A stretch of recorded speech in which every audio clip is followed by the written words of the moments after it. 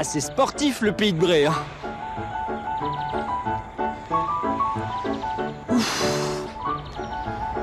Ça y est.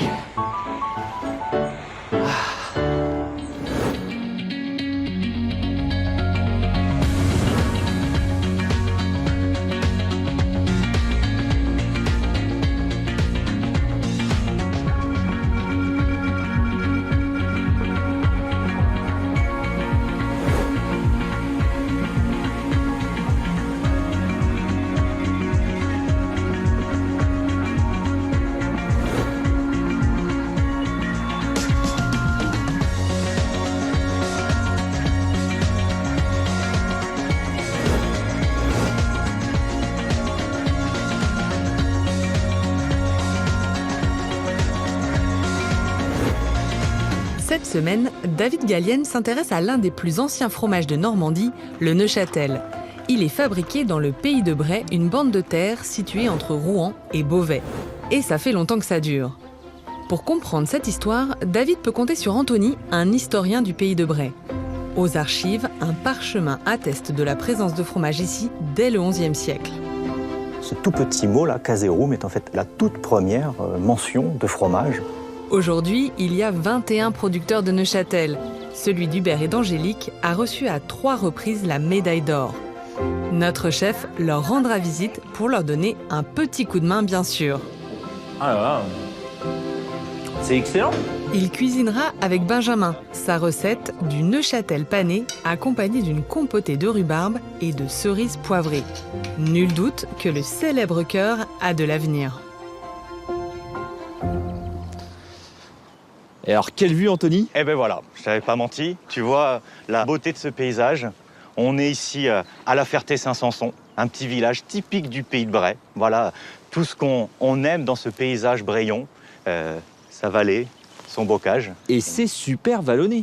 Oui, c'est vraiment effectivement une des spécificités de ce pays. Là, on est à quelques kilomètres de Rouen, au nord-est, et puis on découvre ce paysage qui ressemble presque à de la petite montagne. Et c'est donc ici le berceau, la terre qui a vu naître le fromage de Neufchâtel que tu connais bien et qu'on connaît bien sur les meilleures tables. Oui, parce que j'imagine, vu comment c'est vallonné, que pour cultiver c'est compliqué, donc on est plutôt sur des terres de pâturage. Absolument, c'est ça qui fait l'histoire finalement de la naissance de ce fromage. Ces terres étaient extrêmement difficiles à mettre en valeur, à mettre en culture, elles ne sont pas bonnes hein, pour parler simplement. Alors on s'est progressivement adapté, on s'est spécialisé dans l'élevage bovin et donc a fortiori dans la production laitière et la production de fromage. Alors si tu veux, je t'invite à aller voir cette terre d'un petit peu plus près, cette terre qui a donné naissance au fromage, on va aller voir à quoi ça ressemble.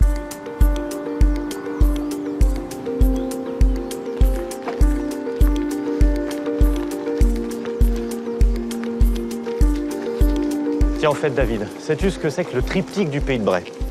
Le triptyque du Pays de Bray, absolument pas.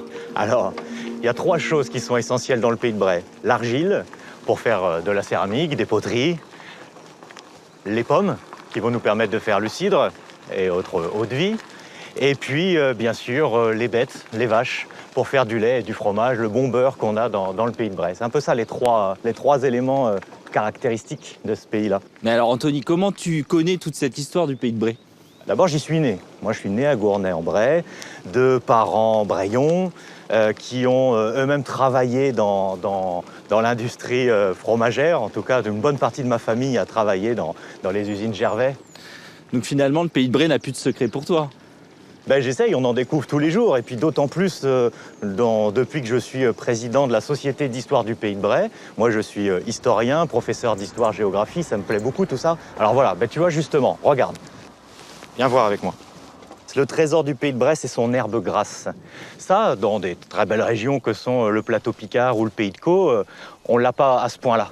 On a ici un terrain extrêmement humide, ces fameux fonds argileux qui retiennent l'eau. On dit que le Pays de Bray, c'est un château d'eau, que c'est ça qui nourrit les bêtes, qui à leur tour vont donner un lait qui est très gras, qui est très adapté pour faire le fromage de Neufchâtel et qu'on aime tant, qui a ce goût si particulier. Au fond, tout commence là. Et effectivement, on voit bien que c'est ultra marécageux parce que là, la terre, elle est complètement humide, quoi. On a l'impression de marcher sur l'eau, quoi. Mais c'est ça. En réalité, là, on est dans le fond de la boutonnière. Et autrefois, il faut imaginer que là, ce ne sont que marécages, friches. C'est difficile à mettre en culture. Et Anthony, est-ce que tu sais depuis combien de temps on fait du fromage dans le Pays de Bray? Depuis très longtemps. Ça, c'est assez étonnant, mais on sait qu'ici, ça fait depuis le Moyen-Âge qu'on utilise le lait pour produire du fromage.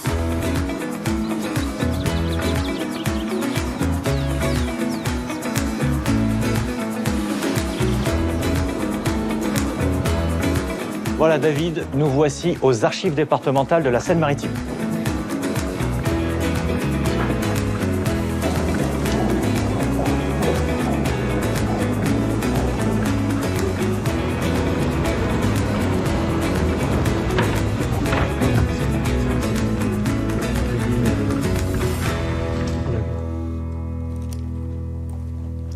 Ah oui, Alors voilà, sacré document. n'est-ce pas? C'est beau d'abord. Alors par contre, il va falloir m'aider à déchiffrer parce que là, c'est pas français. Non, c'est écrit en latin. C'est un document qui est une charte de fondation d'une abbaye qui date du XIe siècle. Et effectivement, à cette époque-là... 11e siècle. 11e siècle, oui. On est entre 1037 et 1045, selon les estimations. Et est-ce qu'on parle du Neufchâtel? Alors, on parle de fromage. On ne parle pas encore de Neufchâtel, mais c'est déjà absolument exceptionnel. Alors tu vois, là, par exemple, ad ultimum vero decimationem. Decimationem, ça désigne la dîme, les dîmes en l'occurrence, c'est-à-dire que c'est une taxe qui est due par les paysans à leur seigneur. Ici, c'est un seigneur ecclésiastique, l'abbaye de Sigy-en-Bray. Alors on dit qu'il prélève la dîme sur les moulins, la production des moulins, sur les chevaux, les vaches, les porcs, les moutons et les fromages. Donc, caseorum, ce tout petit mot là, caseorum, est en fait extrêmement important puisque c'est la toute première mention de fromage dans le Pays de Bray et en Normandie. Alors, 11e siècle, d'accord, mais du fromage, on en mangeait déjà depuis longtemps. Alors, on sait qu'on en mange depuis longtemps dans un certain nombre de régions, mais en France et en particulier en Normandie, on n'en a pas l'attestation plus ancienne que ça. C'est la première fois que l'on est sûr que les Normands mangent du fromage. Donc c'est quand même pas rien, c'est quand même intéressant. Et dans l'autre document? Alors là, on est sûr qu'ils mangent, et qu'ils mangent beaucoup. Parce que ça, c'est un document du XVIe siècle. Il est de 1543, il est un peu plus récent, si j'ose dire. Et ce sont des comptes d'une autre abbaye, l'abbaye de Saint-Amand, à Rouen, une abbaye de femmes. Et on y recense tous les biens qui sont achetés pour satisfaire les besoins quotidiens des sœurs. Il est écrit le premier jour de février, un autre grand fourmage du Neufchâtel. Alors, fourmage, effectivement, et de Neufchâtel, ça veut dire que pour la toute première fois, effectivement, les deux mots sont associés. Le fromage de Neufchâtel. Impressionnant. Et ça coûte, vois-tu, 22 sous. Je pense que maintenant, on est plus que 22 sous. Il est possible si on fait la que conversion. Il faudrait voir combien ça représente. Ceci étant dit, on se rend compte que c'est un produit de luxe, quand même. Et alors, fabrication au 11e dans une abbaye, au 16e dans une autre abbaye, est-ce que ça veut dire que le fromage est né et la fabrication du fromage est née dans les abbayes? Le fromage est né dans les campagnes de Normandie, et les campagnes de Normandie appartenaient en grande partie aux abbayes. Et les paysans, donc, payaient en partie en fromage, c'est ce qu'on voit ici, et les sœurs, ici, consomment du fromage. Mais en vérité, il n'est pas fabriqué chez elles directement. Bon alors Anthony, étant donné que le Neufchâtel n'a plus de secret pour moi, est-ce qu'il y a un endroit où je pourrais aller visiter la fabrication de ce fromage? Ah oui, bien sûr, il y a un certain nombre de producteurs qui perpétuent cette tradition, heureusement aujourd'hui. Je te recommande particulièrement la fromagerie Gentil, et je pense que tu trouveras ton plaisir là-bas.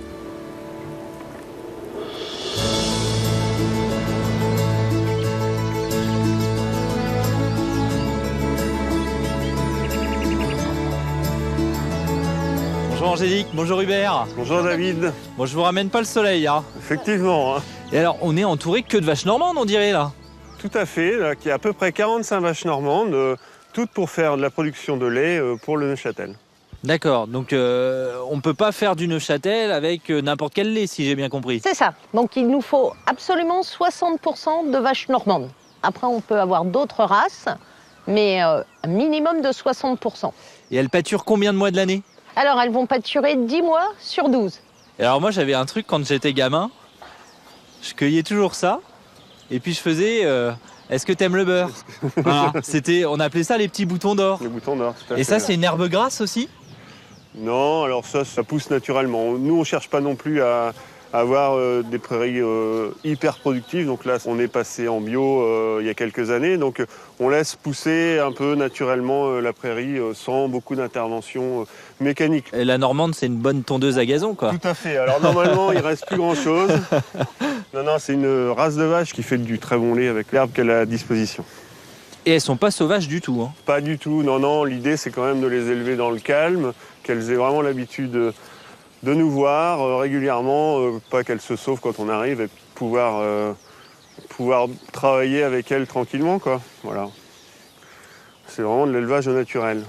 Alors, t'as toujours été agriculteur, Hubert ? Donc moi, je suis arrivé sur l'exploitation qui est familiale, donc de mes parents, à l'âge de 29 ans. En fait, j'ai fait un BTS travaux publics avant. Alors c'est suite au décès de ma mère que je suis revenu donc en 2005 sur la ferme. Mon père m'a dit non, mais je peux plus, je vais vendre les vaches. Et là, en fait, j'ai eu un déclic et c'était pas possible qu'il n'y ait plus de vaches à Richemont. Donc en fait, je suis revenu. Alors, C'était pas forcément... Voilà, je dirais plutôt qu'il a dit « j'arrive » en oubliant de m'en parler au démarrage. Un petit peu... Ah oui, ça m'a vraiment fait un déclic. Un crève-cœur, quoi. Ouais, c'était pas possible qu'il n'y ait plus de vaches. Allez, droite, cherche les vaches. Allez. Cherche, droite. Allez, Mick, droite. Bon, ben voilà la salle de traite. Tiens, on va t'équiper un peu. J'ai plus l'habitude du tablier de cuisine. Ah bah oui, c'est pareil, c'est un tablier. Ok, t'en fais de la tête. La tête, les bras. Allez, nappe, cherchez vache. Allez. Donc là, tu mets un produit sur les trayons, c'est ça ? Ouais, donc c'est pour nettoyer les trayons. Quand même qu'il y ait un minimum d'hygiène à ce niveau-là pour qu'il n'y ait pas de bactéries, pas de germes. Du coup, après, on va venir brancher les vaches. Vas-y, commence par ceux de fond. Bah ouais, c'est bon. On va pouvoir partir en vacances. On a trouvé un remplaçant. Et alors, Hubert, quelles sont les spécificités de ce lait ? Le lait est plus riche en matière grasse et en matière protéique. Donc, ce qui fait que le lait est légèrement plus fromageable que les laits des autres vaches françaises.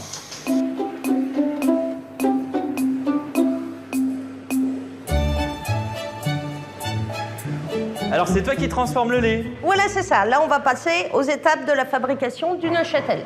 Alors, mais le lait, explique-moi, il arrive comment ? Là, il est en train d'arriver dans la cuve. De la traite, ça arrive directement dans la fromagerie. Exactement. Ici. Et alors, une fois qu'il est dans cette cuve, après, il se passe quoi ? Alors, là, on a quelque chose de liquide. Donc, pour que ça devienne solide, on va forcément mettre de la présure. À ça, je vais ajouter des ferments lactiques et le pénicillium directement dedans, qui va nous donner cette croûte bien blanche du Neuchâtel. Et donc, tout ça, ça se passe dans la cuve. Dans la cuve. Dans la cuve, ça va rester après entre 18 et 36 heures. Et donc, ça veut dire que là, il y a déjà eu la présure. Oui, en effet, la présure a fait son action. Donc là, on a séparé la partie liquide de la partie solide. Donc, c'est un égouttoir, en quelque sorte. C'est exactement ça. Donc là, on est prêt au moulage. Prêt au moulage. C'est un peu lourd, hein ? Un petit peu, oui. Bonjour, mesdames. Donc là, hop, on va le mettre dans le pétrin. Et on va mettre du sel un petit peu partout. On parsème un peu partout, hein. C'est ça. On voit qu'on est habitué, hein, c'est bien réparti. Voilà. On baisse, on ferme au niveau sécurité. Et là, ça va malaxer un petit peu. De manière à avoir quelque chose d'un peu plus souple. Et pendant ce temps-là, on va commencer le moulage. Allez, On est montre-moi. prêt ? Combien de Neuchâtel à l'heure tu fais à peu près ? On va mettre environ un petit peu moins d'1 minute par cœur. J'en suis loin, moi. Hein. Et tu fais ça depuis combien de temps ? Alors, à la fin de l'année, ça fera 9 ans. 9 ans, mais toujours agricultrice. Ah non, pas du tout. Moi, j'ai travaillé dans la vente, dans l'immobilier, entre autres. Et j'ai voulu rejoindre mon mari sur la ferme. Après, évidemment, on n'apprend pas à faire du Neuchâtel comme ça, donc je suis retournée à l'école. J'imagine. Voilà. Donc ça a été un choix que je ne regrette pas aujourd'hui. C'est devenu une passion pour moi. Ah là là. C'est excellent. C'est très bon. On a eu la médaille d'or au Salon de l'Agriculture cette année. C'est notre 3e médaille en 4 ans. Bravo. Merci. Félicitations.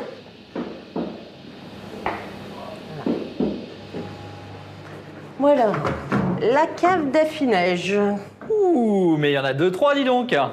Voilà, là on va voir les différentes étapes. Ici, on commence à voir un petit peu de blanc. Ah oui, il y a un petit duvet. Voilà, et là donc on est à 4 jours, ici. Ça va vite quand même. Ça va vite parce qu'on peut appeler le fromage Neuchâtel au bout de 10 jours d'affinage. Tout ce qui va être à partir de là va pouvoir être vendu en Neuchâtel. Et on peut les affiner jusqu'à combien de temps? C'est un choix de producteur. Moi, je vais rarement au-delà de 6 mois. 6 mois, ça doit envoyer. Hein. C'est un peu du costaud quand même, beaucoup plus foncé. Et donc une fois qu'ils sont comme ça, on peut les emballer et on peut les commercialiser. Ah mais justement, j'ai prévu une petite séance d'emballage avec toi. Bon, eh ben écoute, allez, je te file un coup de main. Alors j'ai invité Benjamin, un de Bien. mes anciens collègues, à venir cuisiner avec moi le Neufchâtel parce qu'il a créé des recettes pour les fromages AOP. Tiens. D'accord. Et donc c'est avec lui qu'on va cuisiner le Neufchâtel. Ah ben parfait, comme ça on va pouvoir découvrir de nouvelles recettes, parce qu'on en goûte beaucoup, nous, toute la semaine, et si on peut les travailler autrement, ça va nous intéresser. Ça va vous donner des idées, j'imagine. Bonjour David. Et ben voilà, je te présente Benjamin. Bonjour. Bonjour Angélique, Enchanté Angélique. qu'est-ce que vous allez nous faire comme... Eh bien on va faire un Neuchâtel, on va le paner dans une panure à noisettes. Et à côté on va faire une compotée de rhubarbe et puis des cerises poêlées au caramel. Oh, c'est parfait. Tac, je te confie celui-ci. Allez, Je merci. prends celui-là, on Mhm. file en cuisine, on se dit à Et tout bonne à l'heure. recette. À tout À à l'heure.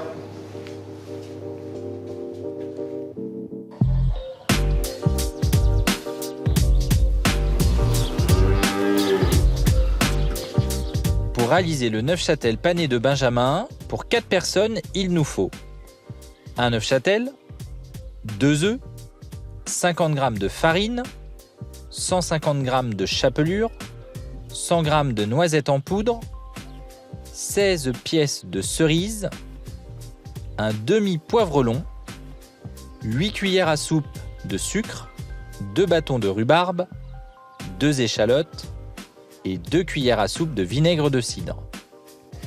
Alors Benjamin, comment on va le préparer ce Neufchâtel? Eh bien on va commencer par la rhubarbe. Rappelle-moi, ça fait combien de temps qu'on n'a pas cuisiné ensemble? La première fois j'étais stagiaire. Ouais, ça je m'en souviens. Stagiaire en pâtisserie, ouais. C'était Pâtisserie en restaurant. école hôtelière à Caen, je crois. C'est ça. Et ça nous rajeunit pas tout ça. Et alors maintenant, qu'est-ce que tu deviens? Ben maintenant je suis chef itinérant. Je fais beaucoup d'événementiels culinaires. Et entre autres, ben, je mets en valeur les AOP normands. Comme notre Neuchâtel. Tu veux la couper comment? Ouais, en deux dans la longueur. Ok. Et puis après on va l'émincer finement. Et alors, t'associes souvent les fruits avec le fromage? Ouais, pour le coup, je suis assez sucré-salé. Donc sucré, salé et acidité, quoi. C'est ça. Ouais, puis je joue aussi beaucoup sur le local et puis produits de saison, forcément. Alors, l'échalote, tu la veux comment? Ciselée. Ouais, on va la ciseler finement. Parce que elle, la rhubarbe, elle va partir en compotée, donc elle va se défaire toute seule. L'échalote, un peu moins. Ah, t'as pas perdu la main, hein? À l'époque, t'étais quand même plus dessert que salé, quoi. Mais je le suis toujours, ouais. Donc, elle a craché un peu d'eau, hein, la rhubarbe. Ouais. Donc là, on va mettre 2 cuillères à soupe de vinaigre de cidre. Et on va mettre 8 cuillères à soupe de sucre. Du coup, David, maintenant, on va tailler notre Neuchâtel. Le centre ici, donc on va couper des triangles. Et juste ce qu'il faut. Il est pas trop fait en plus, donc je pense qu'il y aura quand même une tenue, quoi. Parce que faut quand même qu'il soit pas plâtreux, mais encore un petit peu quand même pour la Il recette. faut qu'il tienne bien, ouais, parce que comme on va le chauffer, il va cuire. Ouais. Forcément, s'il est trop crémeux, après, il va se défaire tout seul. Donc là, je passe toutes les faces, c'est ça? C'est ça. Pendant ce temps-là, je vais préparer la chapelure. On va mettre notre chapelure, notre poudre de noisette. Est-ce qu'on pourrait le faire entier à partager aussi? Je pense que ça serait plus délicat pour la cuisson. Ouais. Après, on pourrait, sur le même principe, pour faire un Neuchâtel entier, on pourrait le faire au four comme on fait un camembert. Ouais, un camembert Pourquoi rôti, pas quoi. Tout à fait. Tac, tiens, si tu veux, je les panne dans l'œuf et puis je te laisse après les passer dans Ok, la chapelure. on inverse les rôles. Comme ça, je vais mettre le sel à mettre les mains dedans. Donc tu fais 2 fois pour éviter que le Neuchâtel ne fuite, quoi. C'est ça. Hop. Comme ça, on va avoir un Neuchâtel coulant à cœur et avec une belle croûte croustillante à l'extérieur. Parfait. Et bien, si tu veux maintenant, David, t'amuser, tu peux faire un peu d'origami pour reconstituer le Neuchâtel. Attends, parce que c'est pas si simple que ça. Hein. Je crois que c'est comme ça, non? Ah, je sais pas, vas-y. Attends. Non. Exactement. Eh, pas mal, hein? Et voilà. Donc le Neuchâtel est fini, on le réserve, c'est ça? C'est ça, je vais le mettre dans l'assiette au frigo. Tu le cuisines d'autres manières aussi? Ouais, ça m'arrive. Dans un restaurant où j'ai travaillé dans le Calvados, on en faisait une glace au Neuchâtel, on le servait avec une petite salade. Et on pourrait pourquoi pas aussi le remonter dans un tiramisu, par exemple, tiramisu salé au Neuchâtel. Tiramisu salé. Toujours un petit lien avec la pâtisserie. Toujours. Hein. La compotée, elle devrait peut-être pas tarder. Encore un petit peu, on va laisser compoter tranquillement. Parfait. Et il va nous rester les cerises à préparer. Donc on les dénoyote? C'est ça. On va dénoyauter, puis on va les recouper en 2 derrière. Hop. Ça, c'est un petit jeu de patience. Ouais, t'aurais pu prendre le dénoyauteur quand même, c'est pas cool. Tu te venges des missions que je t'ai données quand t'étais stagiaire, c'est ça? J'ai une très bonne mémoire. J'ai mis à chauffer la poêle. Parfait. Donc on démarre caramel à sec. Tout à fait. Donc poêle bien chaude. Bon, David, ça prend rien, hein. Mais je pense que, ça tu le sais, si tu remets tout de suite ton caramel avec une cuillère, tout se colle dessus. Et puis, Imasse et et caramel foiré, quoi. c'est ça. Moins on le mélange et mieux c'est, quoi. Là, il commence à prendre une belle couleur. Tac. Allez, vas-y. Paf!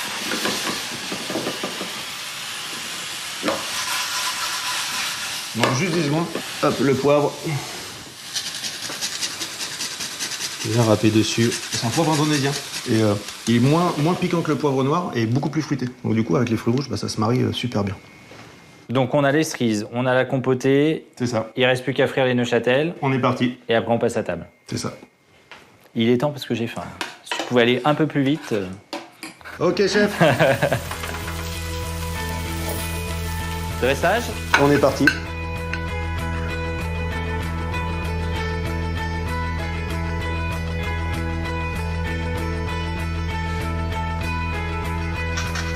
Allez, on y va. Et voilà. Merci. Laissez-moi. Il a changé de tête, hein. Ah ouais, là, je reconnais plus sa croûte blanche. Donc, À première vue, vous en pensez quoi? ça donne envie de goûter parce que là, comme ça, je le vois pas, moi, le Neuchâtel. Hein. Eh ouais, il est caché. Il est caché. On goûte? Ouais, avec plaisir. Vous le mangez souvent chaud ou pas? Oui. Ouais. On le mange, on le goûte froid pour voir s'il a des défauts. Mais après, on aime bien le cuisiner parce que ça change un petit peu. Le côté coulant, qui se marie très bien, moi je traîne beaucoup avec la rhubarbe. Alors moi je suis très sucré-salé. Bah super. Donc alors ça me va très très bien. Ah ouais, voilà. Moi, je suis très dessert aussi, donc c'est impeccable. Le fromage qui est toujours légèrement salé avec le sucré et la compote de rhubarbe. Ah, c'est excellent. Ouais, non, Moi, j'aime bien cette recette parce que je trouve que ça marie bien avec le côté subtil et à la fois démonstratif du Neuchâtel. Parce qu'il est discret, mais en même temps, il a du caractère. Oui. Donc, je trouve que légèrement épicé, un peu sucré, ça le met en valeur. D'ailleurs, c'est un fromage qu'il faudrait qu'on mette plus en valeur. Encore très peu connu. On l'a beaucoup dans la région. Haute-Normandie, en Basse-Normandie, il a du mal à le faire connaître quand même. Ouais, il a eu du mal à sortir du Pays de Bray, hein, d'après ce que j'ai compris. Hein. Exactement. Pourtant, on a mis beaucoup de choses en avant. Vous avez mis beaucoup de cœur. Oui. Et est-ce qu'il est connu dans le monde entier, ce fromage? Alors oui, on en trouve, je dirais, un peu plus à l'export. On a des chefs normands partis à Dubaï. Du coup, on a pu voir le Neuchâtel à Dubaï sur des vidéos. Donc ça fait plaisir. Et est-ce que vous faites des actions, vous, pour faire connaître justement ce fromage méconnu? Alors, en fait, l'idée du Neuchâtel, c'est quand même d'aller au bout du produit. Donc, à la base, on est producteur de lait. Et le fait de pouvoir transformer son lait en Neuchâtel et puis de le vendre soi-même, on va jusqu'au bout du produit. Donc, on sait vraiment jusqu'où ça va. Et puis après, on a les retours des gens qui viennent acheter le fromage. C'est aussi ça qui est important. Et alors toi, Benjamin, j'imagine que tu as mis une idée aussi derrière la tête pour valoriser et continuer à valoriser les produits normands. Ouais, complètement. Moi, les produits normands, c'est mon dada, quoi. Je suis normand, donc tout ce qui est local, pour moi, c'est top. Et mon papa était agriculteur, il est à la retraite maintenant.